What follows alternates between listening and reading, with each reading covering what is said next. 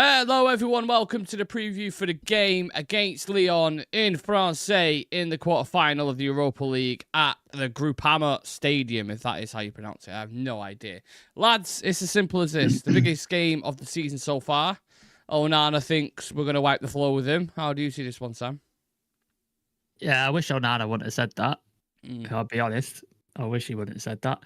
But yeah, this is the Hail Mary, the Holy Grail, the whatever you want to call it. This is for all the marbles, as they say. Like this is it. Like this is put up or shut up time. We have to win. We have to get through, and we have to keep winning until we get to the final and win that, because that's the only way our season A ends with some sort of positive, and B, more importantly, gets us into the Champions League next season, which is better for our summer in terms of finances and attracting players to rebuild this squad. So this is everything on the line. Like, this is absolutely everything. Civir, you've got a bit of a glow about you today. I don't know why I didn't say it off camera, but I'm just feeling like have you had a good day today or something? It's something.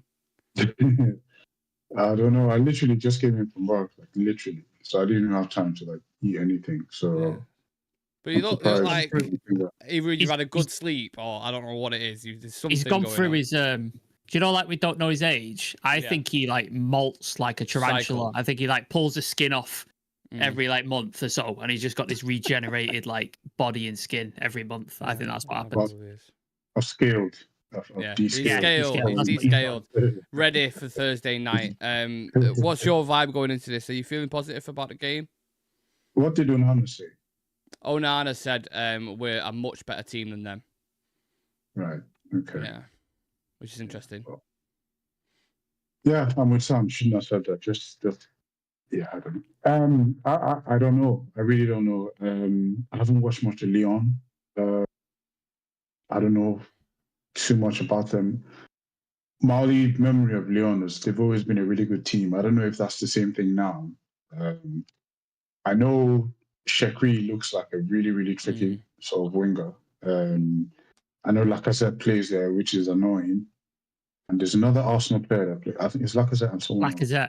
Lacazette. There's someone else. There's two of them. There's Maitland-Niles. Maitland-Niles, yes. Yeah. There's two of them, yeah. So that's just going to be an extra. That's just going to be like an extra sort of thing. I really don't know how to feel, but I just have to back. I just feel confident. I think we can do it. It's Champions. It's Europe. You know, I don't know. I just feel like we can do it. Well, I'll take that. I'm on a similar kind of page. Yeah, it's a weird one, this game, isn't it? Going in, because it's like you say, none of us watch Lyon week in, week out. We don't watch the French league. We're not going to pretend like we do. I'm sure the viewers who are watching right now, we aren't going to pretend that they do. So I've done a bit of a breakdown on them a little bit later, and we'll talk about them in terms of their situation and how their season's going. But when we look to Europe, Sam, for players to turn up, who have been the outstanding individuals for you? I think obviously Bruno's got to be in there, hasn't he? Like he's come up with goals or assists when we've needed him to win games. So I think he's been super important. Beyond that, you're looking at what Mazraoui. I think Mazraoui's built in consistent performance. Most tackles, clearances, and interceptions, Mazraoui. Yeah, and I think De Ligt, who I'm not sure if he's going to be fit for this game. I don't want to spoil my 11, but I've not put him in just because I'm not sure of his status. But he's been really integral to the team as well. So yeah, that's the players you're looking at. I think Dorgu had a good performance last time out. I thought he was good. Obviously, he's only played there because obviously he got the ban in the Premier League, but I thought he's been decent. And then in terms of scoring, we've not really had, like, Højlund's got 8. Has he got one goal? What, in Europe? 2, yeah. No, he's got more than that in Europe. He's got more than that in the league. I think he's got 3. I'm not mistaken. Oh, I've got the stats for you right now. So, 5 goals and 3 assists this season. He's got. I don't remember any of them. Yeah. No, he scored 2. He scored 2 in Amorim's first European game, I think. No, sorry. In Van Nistelrooy. When Nistelrooy was here, we played someone. Young Boys. Was he Young Boys? Bodo Glimt? Is it Bodo Glimt we played? Maybe. He scored 2. Really good goal from. Go on, sorry. So, no, sorry. I was just going to say he's got 5 goals and 3 assists this season, and in general, 16 games in Europe, 10 goals and 3 assists in total. So pretty good return when you talk about Europe. Yeah, like that. You've got, like, if you're looking at sort of positives in the striking department, the score department, then there's that as well. Like for Højlund, like he can score goals in Europe, he just can't seem to put it away in the league. So there's that as well. But yeah, I think the others I mentioned, they're the key players, and we might be missing one of them in De Ligt, but hopefully Bruno and Mazraoui show up like they seem to have done most of the season. On Bruno Fernandes. Can I also add Cast, since he's back in the team in Europe, especially the 2 games against Sociedad, Cast was really good. Let's not forget that. Can I ask you about that? Because, right, obviously we've had a conversation about this before when we've gone on about Casemiro, and I actually remember you specifically saying it's the system, it's the way we're playing. And I put something out yesterday about Casemiro, and someone commented it saying, oh, well, it's only one game, it's because we was playing in this kind of pragmatic fashion, and it was kind of, we were playing a low block. But in those big games, he's shown that it does work, you know? So in these kind of away performances, can you see Cass having a big impact in like games like this away against Lyon? Yeah, I think so. I think people get... The thing about Casemiro is that he has this reputation of being like a DM, tackler, and everyone focuses on that. But if you're looking at the way we attack, he's very, very important to how we attack. He might not be good at, you know, he might have lost some physicality, and then, you know, probably can't throw himself about the way he did a couple of years ago as far as defending. But I'm strictly coming from a point of moving the ball forward, progressing. Him and Bruno have a really, really good chemistry.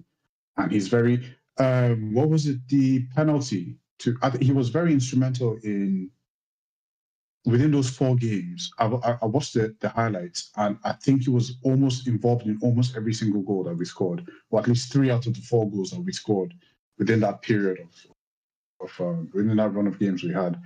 So in terms of attacking and, you know, progressive play, he's really, really important. But I think people don't really see that because they're more focused on, oh, he missed the pass, or, you know, he missed the tackle and that kind of thing. So I kind of get it. But if you really watch the way he operates in that midfield, and especially when we play like the low block, I mean, he's not as mobile anymore. So the low block will kind of suit him, really.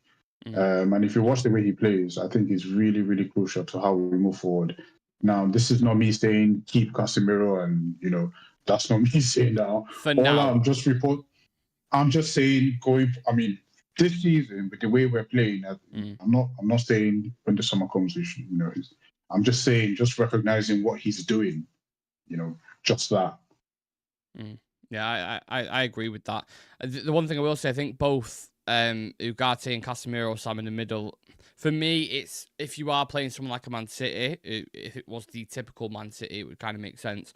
I don't think you can do that in every game, though, personally. No, it depends on the setup, and it depends how you want to play. Like, I don't think it offers... When we expect to have more possession and we expect to be on the ball much, I don't think it offers enough progression, especially in like Ugarte's case. He seems to sort of not be great at sort of carrying the ball too far and getting those progressive passes, whereas Casemiro can do that, and he's very good at that. He's also got a very good diagonal switch as well, a long ball, and playing it in behind. So I think if you expect to have more possession and be the more dominant team, it's probably not the right midfield setup. Like, you're probably going to put Bruno deep with Casemiro, and then play whoever you up top and like play it that way. I think that's probably the better option if we're going to expect to dominate the ball. It's weird, isn't it? Everyone wants a midfielder who is basically can do everything Bruno, Ugarte, and Casemiro can do in one player, almost. That's what everyone's looking for, and they kind of forget that it's a lot of midfield. It's hard to get that kind of profile. People are very specific to certain things. We're going to stick with individuals for the meantime, Civir. I want to discuss Lenny Yoro's development, because I think he's gone under the radar a little bit, being kind of moved over to that left-hand side. I mean, he hasn't been dribbled past in the last 10 games, I think it was. I saw a stat the other day. He's starting to step into midfield. He's starting to play ball. His recovery tackles in the Forest game, I think it was, against Elanga. His profile for a centre-back is mental, in it. That is potential. Yes, huge potential. But I think what I'm also impressed with is his mentality. After the Southampton game, like, I was worried. Like, I actually thought, you know, it's one of those things that could, you know, because with Man United, we get this extra scrutiny on the club. There's fans and these players. They know what's being said on social media and stuff like that. So I was kind of worried for him a little bit, but he's kind of picked up. And for a player like that who's gone off on injuries a few times, he's not really had a consistent run. It's really, really difficult at that age, especially in your first season, when with all the turmoil that's going around in the club, it's really, really difficult to be able to stay focused, to have this sort of confidence to build it. And surprisingly, he's actually come through. And I'm really, really happy to see that, especially we've got quite a few. We've got Maguire, who's been decent. We've got Lisandro. There's quite a few players there. So it's not like he's guaranteed to start every single time. At the minute, though, it feels like that, doesn't it? Yeah, exactly. But then it feels like whenever he steps up, so far recently, he's actually kind of done well. So it's good to see. It's great to see. And I just hope we don't really rush him. We don't put too much pressure on him. And, it's just for him to just develop with the right pace and move forward. And, especially with Aiden Heaven coming on and stealing some of the headline, that sort of thing. Some other players, it might kind of deter them and stuff. But I'm just happy to see that he has that sort of attitude, that sort of mentality to kind of stick through it. Would you expect him to start? I'm giving almost your full defensive line away here, Sam. But would you expect him to start against a team he's familiar with? Obviously, he's played against Lyon multiple times in the French league, so he knows the players very well. Yeah, no, I think he's played well over the last couple of games, and he seems to be almost cementing that place. Whilst Lisandro is out and Aiden Heaven, unfortunately, is out, so he seems to be trying to hold that place down, and he's doing well. And I'd see no reason, unless they still have injury concerns. I know there was a lot of concern over managing his minutes with his foot injury and stuff like that he suffered. So unless there's some sort of concern there where they're okay, he's played however many games in a row, let's give him a rest or something like that, I don't see why you would drop him. I think keep playing him if he's playing well and his injuries is fine. I'd keep playing him. It's just a shame that for some reason we just can't keep a consistent defensive unit at times. It's just constantly switching because of injuries and people out of position and stuff like that. I just wish we'd have a consistent unit at times to develop those partnerships and that communication and stuff like that. That's what I want from this team eventually. That'd be nice. I think for Amorim, it's a case of finding balance in it at the moment, which he's had a bit of time to do now. And I think Yoro, out of all the options he's got at the minute, probably fits that left-sided centre-half a little bit better. Maz looks more comfortable for me, at least, in the right-sided centre-half. He's still tinkering with the midfield, but Dorgu seems nailed on now every game, pretty much, to play at left wing-back, which you can absolutely understand. And then you've got the issues with the front three. But as a team, how are you expecting us to perform in France on Thursday night? Do you think Civir will set up similar to how we played against City, kind of a professional away performance, or do you think we'll be more proactive, front foot pressing? It's hard to tell because I don't really know too much about Lyon, so I'm not entirely sure how we play. We are playing away, aren't we? Yes, first game, yeah. It's away.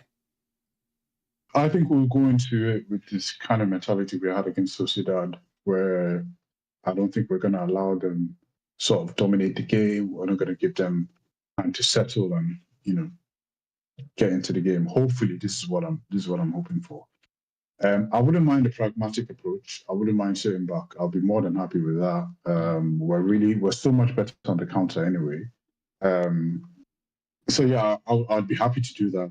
Sit back and hit them on the counter. If we get an early goal, or if we score first at least, I think it allows us, because we're so much better when we're playing that sort of sieged game, when it's backs against the wall sort of thing. Hopefully we can do that. Mason Mount is back, so Garnacho doesn't. It's not a given that he's going to play a full game, that sort of thing.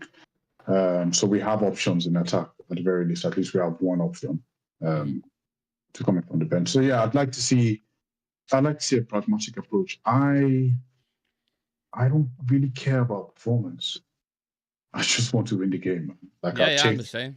Yeah, I'll take a penalty, park the bus, whatever. But I really want to win the game. Of course, the performance would be good, but that's that won't do anything for us. I just want to go out and If it means playing dark arts, if it means doing anything, just getting over this hump. Because I think if we go past Lyon, I'm not sure who we play. Well, be Bilbao or Rangers, won't it? I think. Or Rangers, yeah, exactly, yeah. So it might be a slightly, sort of easier task. But I think the main thing is just get over this with a win. That's what we need.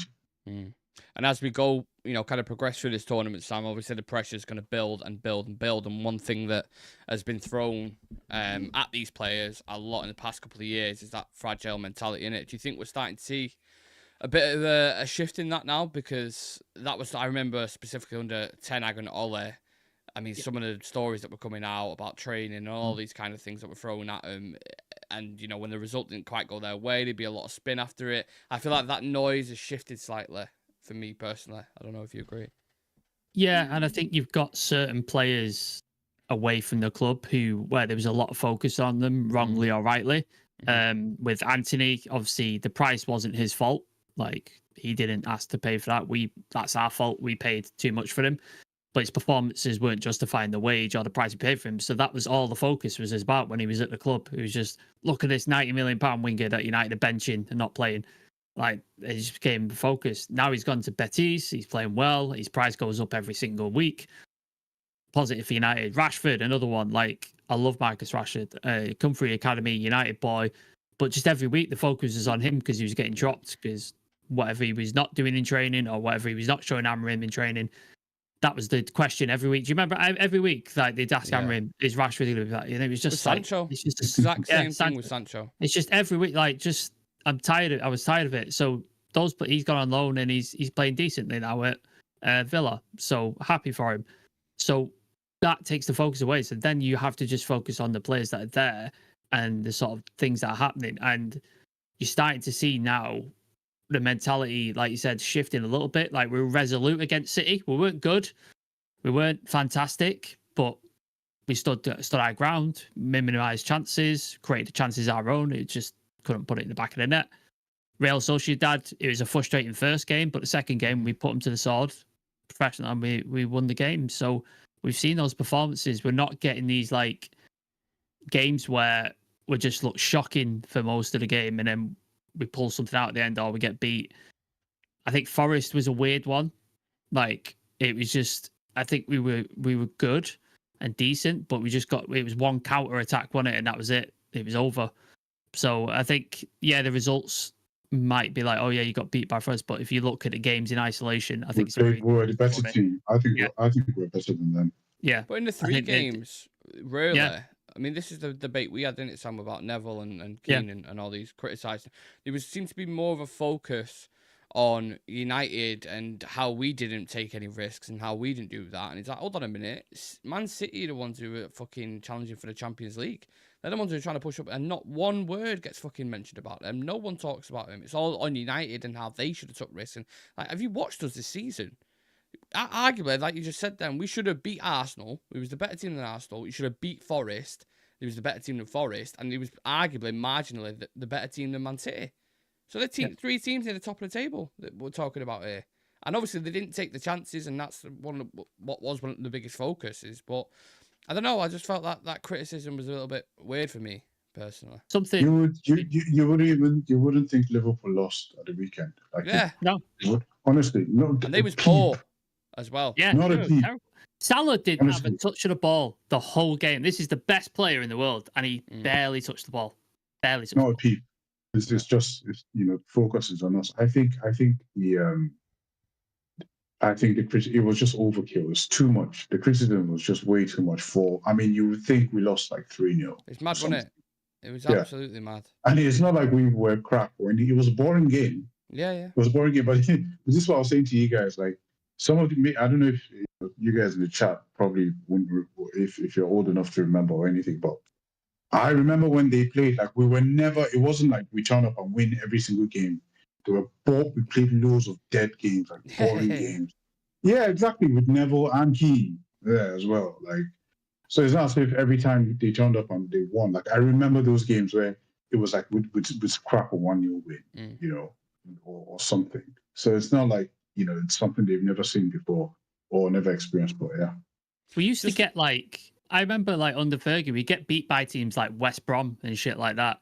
Like we'd rock up West Brom and be like, right, we're gonna smash these, and then we'd lose 1-0 against West Brom. You'd be like, what the fuck has gone on there?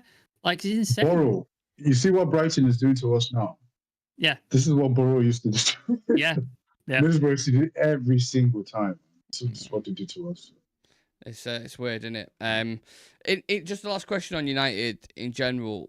It's all or nothing with this competition, isn't it, lads? Like if we go out of this now or we get a heavy defeat to Lyon, that is quite literally the season over, in it. I don't think there'll be any further interest from fans if we drop out.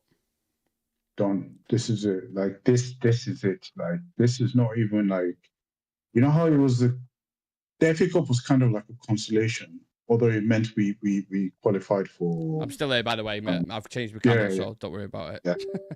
So although it meant we qualified for Europa League, and then I keep saying the Carling Cup, the Carabao Cup was like a consolation. This is not a consolation. This is survival, basically. Yeah. It's pivotal. Like we need the qualification, and not just because we play Champions League, but because of the funds we get. It's an important summer. The players that we can attract to the Champions League, and the belief in the players and the fans. We need the momentum. Like it's whenever you see clubs start to pick up pace. We saw it for a moment with Tottenham when they went to the Champions League final, and they used to come in the top 4. Arsenal is happening now, and Liverpool. When the fans are in a good mood, when there's good vibes around the club, it pushes it. It builds this momentum that the players can ride on, and we need that, especially now. Like we have to make up for this 13th, 14th, 15th finish that we're aiming for. Something has to give this season, and the Europa League is like this is it. This is the bar. We have to do this. We have to do this. If we lose this, then that's it. What's the point? Like, what are we playing for? The season might as well just end. You might as well just play the kid. If we go out, just play the kids and just let them have game time at that point, because we're not getting relegated and we've got nothing to play for. So you might as well just use it as a time to develop like the youth players at that point. Even if we play well, and lose, it doesn't like performance is out the window. It's results. We need results in this one. Is there genuine optimism from you, Sam, going into this now? Do you actually believe we can get the job done over Lyon? Yeah, I think I don't like, again, I don't watch the French league, so I can't speak with any sort of expertise where I'm like, this is a fantastic team. But I think we all know the French league is pretty much a one-team league. PSG win it by a clear margin every single season, and then everybody else is fighting for whatever places. You got Marseille, you got Lyon, Monaco, those kind of teams in the mix, and they're all about a similar level. So they're a beatable team. I think every team we've faced has been a beatable team. I don't think we've faced a team where I've looked at it and gone, they worry me and they could beat us. I think every single team we faced, we should be beating them. Yeah. And Lyon is in that bracket. Yes, they've got some players that might cause some issues. Yes, they might use a counter-attack against us, which we seem to be susceptible to. But with the players that we have, with certain tactical tweaks and things like that, we should be winning these games. So confidence-wise, yeah, but in football, you never know. And especially with United, things go tits up very, very quickly. Yeah. Okay, let's get into some statistics then. Civir isn't in the competition, so that's... That's a bonus. Bonus. Are there any? There's a Spanish team left out in Athletic Club. Sorry, who can play in the next round. Yeah. So I want to kind of avoid them if we can. So fingers crossed, Rangers get past them. So Man United and Lyon have played each other 5 times in recent history. 2004 group stage, which is a 2-2 draw. You also had a round of 16 in 2008. Obviously, when they won the Champions League, we drew 1-1, and then we beat them 1-0. In the return leg. Can you name the players in that team, do you reckon, lads? 2008 against Lyon. Who do you reckon was in that team? Yeah, I can. And the Sar. You mean the starters? The starters, or like... Yeah, starting 11. Wes Brown? Yep, correct. Obviously, Ronaldo and Rooney. Yep, correct.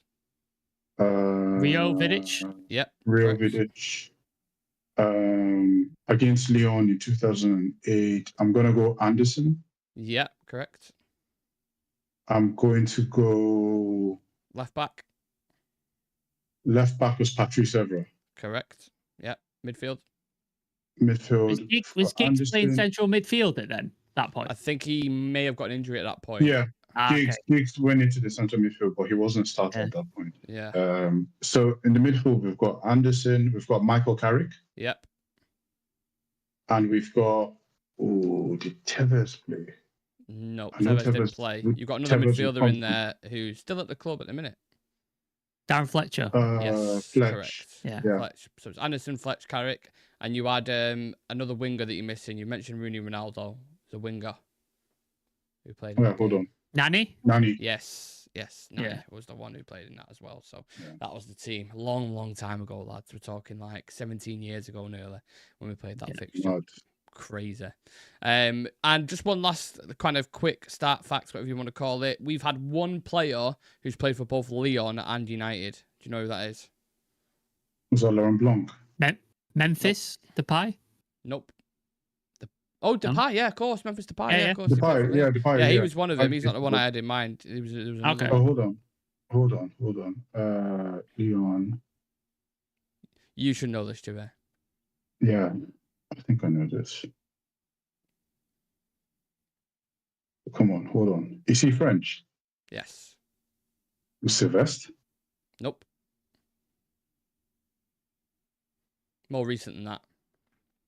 Oh, more recent. Did Evra play for them? No, he was Monaco.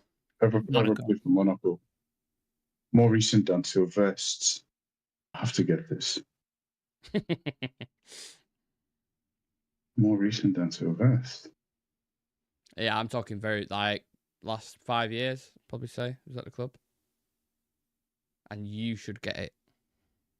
Oh, it's not who I think. It's not Injury Boy, is it? It's Injury Boy. Yeah. Marshall. Yep. As a youth. Started his career off at Lyon. And as a youth player. Yeah. So there you go.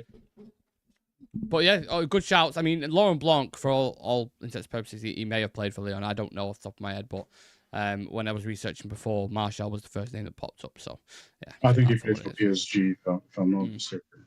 Yeah. So yeah, if anyone got that, then congratulations to yourself. As for Lyon, lads, like you say, you haven't watched much of him, so it's hard to kind of, have an opinion on him. But as of April 2025, Lyon's form's been inconsistent. Following a managerial change in January, the team have experienced a mix of victories and setbacks, reflecting ongoing adjustments under new leadership. In January, they parted ways with the head coach Pierre Sarge after a series of disappointing results, and I think they've just brought in Paolo Francesco, who was a manager of Lille and AC Milan. And they've had a bit of an upturn. Fonseca, I don't know how to pronounce his second name. Paolo Francesco. I'm from Eccles, Salford. Deal with it. Key players: Ryan Cherki having a breakout season, 9 goals and 18 assists in all competitions for him. He's a player that United have been linked with before, and also Mika Touadze rejoined Lyon in 2024 after he had an impressive Euros when he went on that mad crazy run with Georgia, scored against Turkey, Czech Republic, Portugal, was doing a bit of a madness and had a load of clubs around Europe on alert. But yeah, obviously they've got some pedigree there, Sam. They're in the quarterfinals for a reason, right? Yeah, no, they've done well in Europe. I know they're going through some financial issues, so winning this competition will definitely go towards that, because that Cherki was available for 22 million in January, which is insane. Yeah, crazy. 22 million euros, but correction. So yeah, that's mental for a player of his quality. Like that was interesting. So clearly they're in, but so winning this competition will mean a lot to them. And obviously, if they qualify for the Champions League by winning this, that means that further investment and financial things. So yeah, there's a lot on the line for Lyon, so this competition will be super important to them, and obviously their chances of winning Ligue are very, very slim, because PSG just basically dominate pretty much every year. So this is like much like us, this is their everything. This is all they've got this season, is to try and win this. So they're pretty much in the same boat as us. So I don't know who they've beat on the way. I'd have to have a look at the fixtures, but I assume they've beaten some decent teams on the way to get here. They played the same team we played in FCSB to progress in the last game. Oh, in the playoff. Yeah, I beat them 4-1. I think it might have been or something. Okay. But yeah, apart from that, they've not had, overly tough games, I would say. But they're still, I think, 5th in the French League at the minute. So they're still doing relatively well. But on the French League in general, Chivy, can I just get your opinion on it? Like, because we see so much talent come out of that league, and like the classics of Kante, Drogba, Hazard, all these players, right? But then the league in itself, it just, like Sam says, it just seems to be a one-team league, doesn't it? It doesn't seem like anyone can ever get near PSG. Yeah, it's just strictly financial. Like, they've got a lot of technical players there, really, really good players, skillful players. But it's just the whole finance thing. And to be fair, like the Prem, like we're the Super League of Europe, basically. Yeah. We literally just take all the players, we inflate prices, make it harder for other teams. Like, and I remember like Lyon used to be they were the regime, they were the power of the French league. Yeah. They won the league for like 7 or 8 seasons in a row. Before PSG got all that money, it was Lyon. That was the team. As soon as PSG came in and changed the power structure, they never recovered from that. So it's one of those ones where you've got lots of like top players, like people like Eden Hazard came out from there. I mean, the list goes on and on, man. Look at the French team as well. A lot of them came from grassroots football, and they're all really, really good. It's just money. It's really just money. That's what I hear. It's a very physical league as well. I hear it has to, it's lots of pace in the league. But I think it's just the level.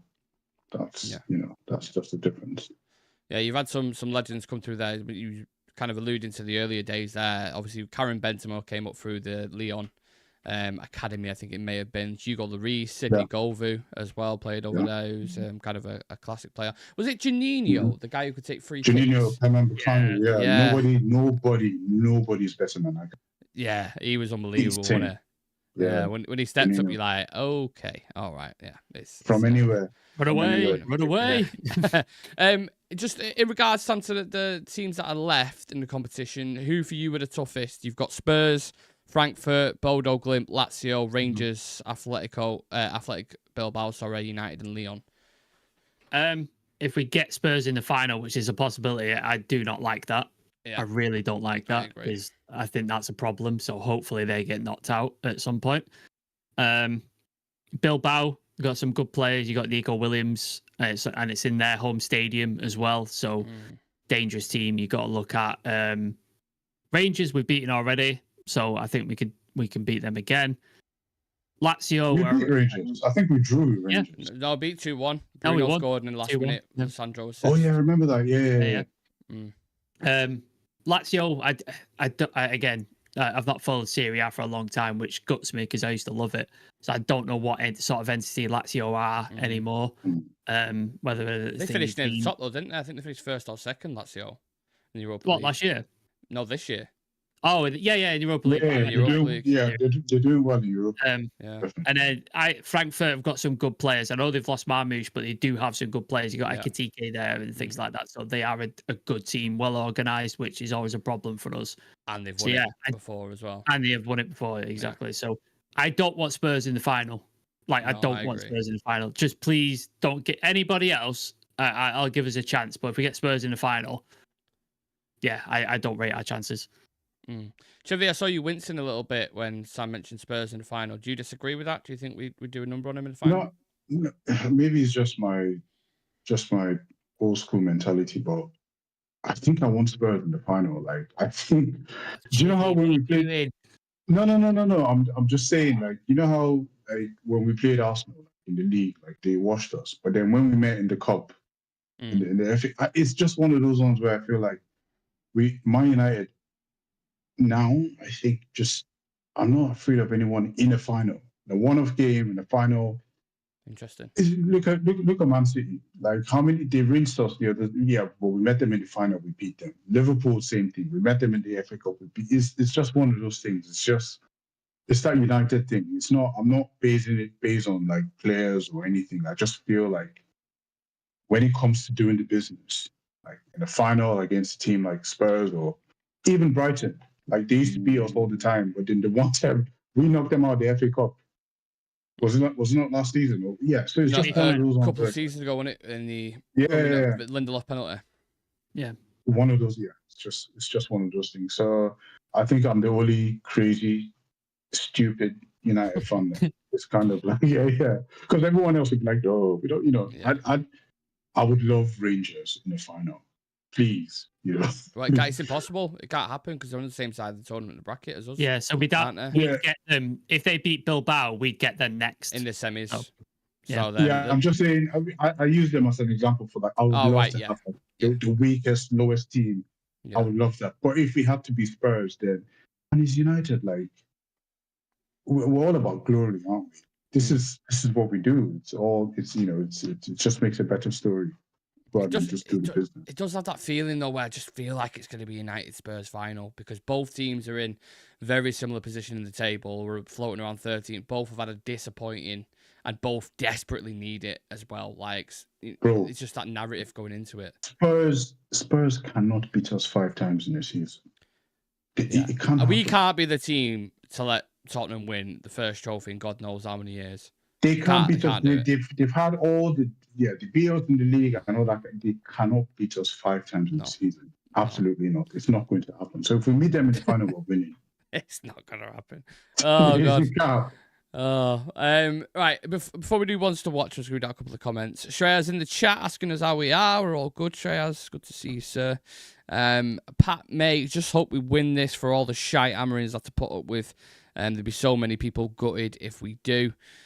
Z saying their manager is about to be sacked and we're scared of one of the worst teams in the competition. Crazy. I know they beat us 3 times this season, but I'm still not scared. They're dog crap. I want to avoid any Prem teams. Well, there's only one Prem team left, isn't there? Yeah. There's only one Prem team left, so yeah. I think the final's gonna be fascinating either way, whichever way you look at it. Ones to watch, for me, lads, I've just simple battle for me, Bruno versus Cherki. I think they're both the players who can do something in the game, both attacking, creative players. You shut Cherki out, I think you've got a very good chance of advancing in this one. Do you agree? I agree. I'm with you. Yeah, awesome. And now, instead of quick fire questions, which we always do, I've done a 1-word association. So I'm just going to say a name or a thing, and you just give me 1 word. Okay? The first word that comes to mind, yeah? Sweet. Ruben Amorim. Passion. Go on. I'm trying not to say this, but yeah. Ruben Amorim. He'll bring the glory days again. Why does Chiffy find every game we do difficult? Yeah, like 1 word. Every single time. Honestly, I was just going to say interviews because that's all he does. Right, there you go. That's perfect. Yeah, that's perfect. Interviews. That's good, yeah. Rasmus Højlund. Frustrating. Go on, say what I know what you want to say, Chiffy. Yeah, you want to say Rice. Say Rice. There you go. There you go. Basmati. Rice. Yeah. Garnacho.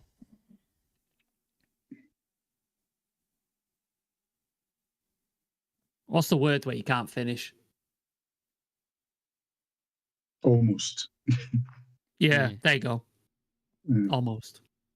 You both having that one? Almost? Yeah. Okay. Europa League. A must. Hope. United pundits. Negative. Salty. The Glazers. Rats. Shite. Jim Ratcliffe. Ratcliffe. Hope. For me. I can't use the word that I want to use. Would you say cunt? I'd say rich cunt. Oh, okay. Old Trafford. Dreams. Old. Old. It's old. And the last one, cups of tea. Oh, I need more than one word. Oh, Darjeeling. Yeah. Let's leave that there, shall we? Right, let's go into the prediction 11s. I'm going to apologise for people watching the cameras, maybe a little bit off, but I'll just sort them quickly. I think yours might be on the screen first, Civir, if you want to go through it. Yeah, Civir, yours is on the screen first. Talk to me for yours, because I think mine and yours are the same, right? Yeah, pretty much, I think. I went for Onana in goal, Yoro, Maguire, Mazraoui. Maguire in the centre, Yoro on the left, Mazraoui right centre back. Dogo, Dalot, no surprises there. I went for Bruno and Cass. If you've watched the video from the start, you'd understand why I went with that. And I went Garnacho on the right, Xerxes on the left, and Højlund up front. The reason why I've gone with Cass and Bruno is because I think Cass allows Bruno. I mean, Bruno gives up some responsibility when they play together. All the passes through, it doesn't have to just go through him. Now you've got two players who can now cross the ball, who can, I don't know, thread balls through and that kind of stuff. Garnacho on the right because he's forced to be more productive when he plays on the right. He's not forced to cut in and shoot when he's on the left. So it allows him to look up and pass a little bit more. Xerxes kind of speaks for itself. Technical sort of player, brings people in, and I think he's better on the left-hand side when he plays when we play with that front three. And Rasmus because we don't have anyone else, and I think he's been slowly getting better this past few games, and I won't be surprised if he scores. When you say slowly getting better, what do you mean by that? What have you seen? That he's a little bit more involved. I know in the last game he didn't have too many touches, but when he does get the ball, he's trying harder to win the ball. He's keeping possession a little bit better. The ball isn't bouncing off him as it used to, a couple of games ago. Then it used to be like when he played, I used to say we're literally playing with the man down because he wasn't involved at all. Yeah. But now I'm beginning to see a little bit more productivity, let me just put it that way, from Rasmus. The ball doesn't bounce off. He's making a couple of passes now. I think he's beginning to understand the responsibility that comes with that role. He's not just the typical number 9 anymore where he has to run onto things. Now he has to actually play that, that centre forward sort of play. Yeah. I think that's what's happening. We hope. Yeah. Hope's been used a lot on it in this. So yeah. We pray and we hope. Sam, talk me through yours. You've gone a couple of slightly different tweaks. I think I've gone pretty much the same, but I've put Mount in instead of Garnacho. I think Garnacho has been frustrating to the point of I think he deserves to be dropped at this point. And we've seen Ruben Amorim talk about how much he loves Mount, how much he's perfect for this system and he can play well, and he's been getting more and more minutes. So I think this is the time to start him and see what he's got. Let him implement into this system and let him see what he can do within Ruben Amorim's system, because he's spoken about him so much. So I think this is a really good game to sort of deploy him. You don't have to play him for the whole game. Maybe 60 minutes, you can take him off, bring Garnacho on, who can run at tired legs, and you can sort of operate that way. So yeah, that's the one tweak I've made. Yeah, Mount would be an interesting one in it. Because I do think you're gonna need someone, I think, dropping back into midfield as well. I think Bruno or Mount are players who are that tactically intelligent. You can do that. I think Mount deserves a start. Like when he came on against Forest, he was all right. No one talks about that chance he had. The ball was behind him. Yeah. And probably he still managed to get on target. Yeah, so I think he deserves a start at some point. Yeah. How much of a bonus would it be though in general if I know it's if butts and coconuts and all that kind of shit, right? But if Shaw and Mount stay fit until the end of the season now, it'd be a big help, that one. It just Shaw's experience, for example, being around, obviously he's been at the club for 10 years, Mount's energy, intensity, pressure off the ball, intelligence on the pitch, just in these games in general in Europa League, big away ones, those two in particular can be good additions, right? Yeah, could be. I'm sure everyone hopes that will happen, but I know it's not little too late, but it does feel like it's little too late. Okay. Okay, that's fair. I don't see Shaw staying fit at all. Like I just don't see it happening. Like maybe there's a bit more hope for Mount because he's still fresh, but like with Shaw, it's been too many years, too many seasons, and it's happening. So yeah, I just don't see it. Yeah, I get that. I 100% agree with that, Sam. I think we've just gotten to the point where we're just so used to him not even being there that we don't even factor him anymore. And if he comes, fine. If he comes in, good. But then I think everyone's just done with dealing with that whole situation, and we wish him well, and hopefully, he goes on to do better things. If he comes in, good. Watch him score the winner now in the final or something. I'll take it. I'll take it. 100%. Will that repay for the years we've had to? Well, obviously he's not done it on purpose as he's been injured. But let's say he scores a header in the final 1-0. Is that enough to go? Yeah, fuck it. Yeah, absolutely. I mean, I like Luke Shaw. I really, really like him. I really do. Especially when we lost Lisandro in that first season, and Shaw stepped in. I was so impressed with him. So. Yeah, I really like Shaw. But when he's fit, he's quality. I like him. He's so calm on the ball. He does have his bozo moments. Yeah, he does have his bozo moments, but everyone does. I really like him, but I think for me, it's just he's been out of the picture for so long. It's just like, I've just not factored him anymore. But yeah, if he comes and scores, I'll tattoo 23 on my back. There you have it. Honestly. There you have it. I look forward to that when it does happen in the final. But obviously, to get to the final, we've got to get past Lyon, lads. So what score predictions are you going with for this first trip to France? Oh, Nick, you have to do your team. You haven't done your team. Mine was the same as yours, Civir. So exactly. All right, okay, I just didn't want to repeat the reasons why you went for him. Yeah. Cool. Who's got a positive one? I've got a positive one. All right, you go first then. 1-0 United. 1-0. Really? Professional away performance, 1-0 away. I'm telling you. Seriously. Clean sheet, 1-0 away. We'll do it. No, I'm not down to you. You're usually the wet bag. Call me Mystic Mac. The wet bag. Did you just call me a wet bag?